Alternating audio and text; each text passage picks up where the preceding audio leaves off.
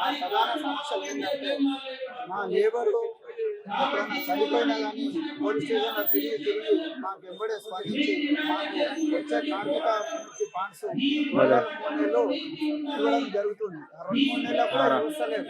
అదే ఇప్పుడు 8 లక్షలు 10 లక్షలు మాకు 20 లక్షలకు పెంచాలని మరో మా ప్రధాన డిమాండ్. మా సెంట్రింగ్ కార్మికులు ఎవరన్నా ఆసుపత్రి పాలైతే మాకు ప్రభుత్వం నుంచి లేబర్ ఇన్సూరెన్స్ కార్డు ఇవ్వాలని కోరుతున్నాను. అదేవిధంగా మేము కొన్ని ఏసీలు కొన్ని 1000-2000 రూపాయల వస్తువులతోనే వాళ్ళు వర్క్ చేస్తారు. మేము సంఘం మిత్రులము ఒక్కొక్కరికి 2000 5000 బిల్ ఉంటుంది, 20,000 50,000 బిల్ ఉంటుంది. మాది కొన్ని ఒక 20,000 ఉన్న ఒక ₹1,00,00,000 వస్తువు అది, ఆ ₹1,00,00,000 మెటీరియల్. మాకు ఆ ₹1,00,00,000 మెటీరియల్కు మాకు ఇంట్రెస్ట్ కూడా రావడం లేదు.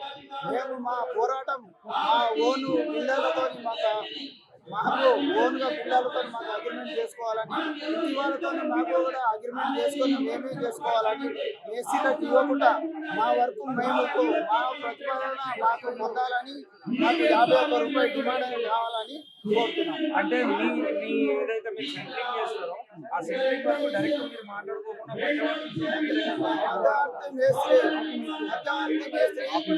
కాపీ మేస్త్రి ఉంటాడు, అతను మాట్లాడుకొని మాకు ఇవ్వడం జరుగుతుంది. భవన నిర్మాణంలో ఎంతమంది ఉంటారో కరెంట్ కానీ, ఎలక్ట్రికల్ కానీ, ప్లంబర్ కానీ, ఇతర పెయింట్ వర్కర్ కానీ, వుడ్ వర్కర్ కానీ అందరు అటాచ్ యజమానితోనే ఉంటారు. మేము ఓన్లీ ఒకటి సెంట్రింగ్ వాళ్ళము మేస్త్రి కింద పనిచేస్తాం. కాబట్టి ఈ విధానంతో నుంచి కొన్నేళ్ల నుంచి మేము పోరాడుతున్నాం. ఇప్పటికైనా మా విధానం మా అన్నట్టు ఓనర్ ద్వారా మా రేటు మేము చేసుకొని మా బతుకు మేము బతకాలని, బిల్డర్ల ద్వారా కూడా మేస్త్రికే సెంట్రింగ్కే ఓనరు మా మేస్త్రికి అలాగా సెంట్రింగ్ అలాగా ఇవ్వాలని మేము కోరుతున్నాం. సో ఇప్పుడు ఇప్పుడు ఇప్పుడు మీరు 20 లక్షలు ఇవ్వాలి కార్మికుడు మరి ఇంతకు ముందు ఏమన్నా అమౌంట్ వచ్చేదా? మీ కార్మికుడు ఎవరైనా అనుకోకుండా చనిపోతే ప్రభుత్వం నుంచి ఏమన్నా వచ్చేదా? వస్తాయి కానీ లేబర్ కార్డు ఉంటే, గవర్నమెంట్ లేబర్ కార్డు ఉంటే వస్తాయి. 8 లక్షల దాకా వస్తాయి. కానీ అది కూడా మన ఆఫీస్లో చుట్టుముట్టు 2 నెలలు 3 నెలలు తిప్పి ఇస్తారు. ఒక్కోసారి కూడా ఫైల్ ఇప్పుడు ఈ గవర్నమెంట్ వచ్చిన కూడా ఫైల్ కూడా వెనుకబడి అమౌంట్ తొందరగా వస్తలేదు, రిలీజ్ అవుతలేదు.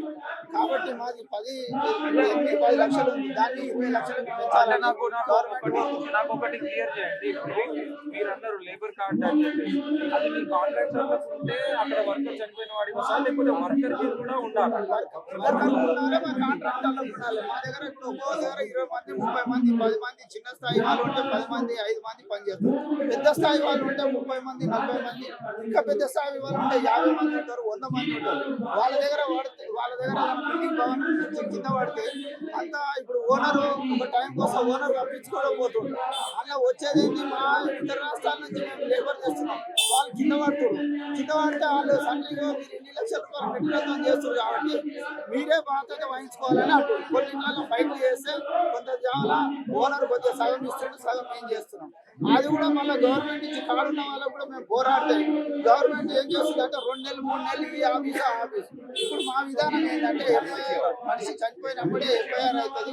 ఎఫ్ఐఆర్ కాగానే మాకు అదే 2-3 రోజులలో డిమాండ్ 20 లక్షలు ఎంత ఉందో ఆ 2-3 రోజులలో ఇవ్వాలని